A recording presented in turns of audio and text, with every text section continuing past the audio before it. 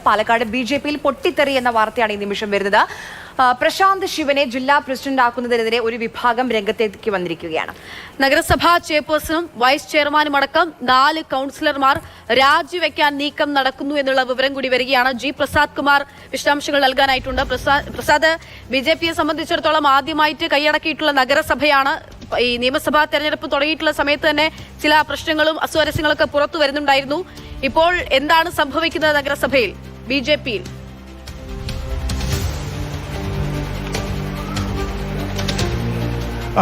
ആര്യ, പാലക്കാട് യുവമോർച്ചയുടെ ജില്ലാ പ്രസിഡന്റായ പ്രശാന്ത് ശിവനെ ബിജെപി ജില്ലാ പ്രസിഡന്റാക്കാനാണ് ഇപ്പോൾ ശ്രമം. ഒരു ഒറ്റ പേര് മാത്രമാണ് ഇപ്പോൾ നോമിനേഷൻ കൊടുക്കാനായി വന്നിരിക്കുന്നത്. നേരത്തെ തന്നെ കൃഷ്ണകുമാർ പക്ഷം പ്രശാന്ത് ശിവനെ ജില്ലാ പ്രസിഡന്റാക്കണമെന്ന് വന്നിരുന്നു. പക്ഷേ പിന്നീട് ഓമനക്കുട്ടൻ അടക്കമുള്ളവരുടെ പേരുകളാണ് വന്ന് ഓമനക്കുട്ടനായി വോട്ടെടുപ്പിൽ മുന്നിട്ട് നിന്ന്. പക്ഷേ RSS എതിർത്തതിനെ തുടർന്ന് രണ്ടാമായ സ്മിതേഷിനായിരുന്നു പ്രസിഡന്റ് സ്ഥാനം കിട്ടിയിരുന്നത്. പക്ഷേ ശോഭാ സുരേന്ദ്രനെ അനുകൂലിക്കുന്ന പക്ഷമാണെന്ന് പറഞ്ഞ് കൃഷ്ണകുമാർ പക്ഷം പ്രശാന്ത് ശിവനെ സമവായ സ്ഥാനാർത്ഥി എന്ന രീതിയിൽ അവതരിപ്പിക്കുകയാണ്. യുവാവാണ്.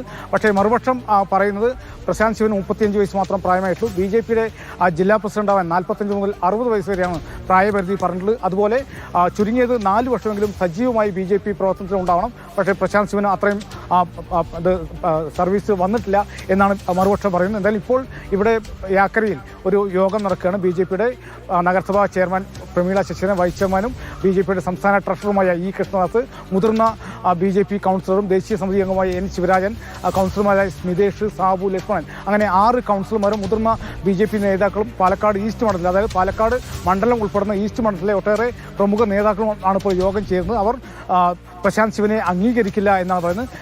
പാലക്കാട് ഉപതെരഞ്ഞെടുപ്പിൽ തന്നെ കൃഷ്ണകുമാർ സ്ഥാനാർത്ഥിയായതുകൊണ്ട് മാത്രമാണ് BJP ദയനീയ പരാജയം ഏറ്റുവാങ്ങേണ്ടി വന്നത്. വീണ്ടും പാർട്ടിയെ കൂടി വിവരങ്ങൾ നൽകിയത്. 4 കൗൺസിലർമാരാണ് ഇപ്പോൾ രാജ്യസന്നദ്ധതയ്ക്ക് ആ ഒരു ഭീഷണി മുഴക്കുന്നത്. അങ്ങനെയാണെങ്കിൽ പാലക്കാട് നഗരസഭയുടെ ഭരണം BJPയുടെ കയ്യിൽ നിന്ന് ഒരുപക്ഷെ പോയേക്കാം എന്നുള്ള ആശങ്കയുണ്ട്. വിമതന്മാർ യോഗം ചേരുന്നു എന്നുള്ള വിവരങ്ങളൊക്കെ വരുന്നുണ്ട്. പാലക്കാട് BJPയിൽ പൊട്ടിത്തെറിയാണ്.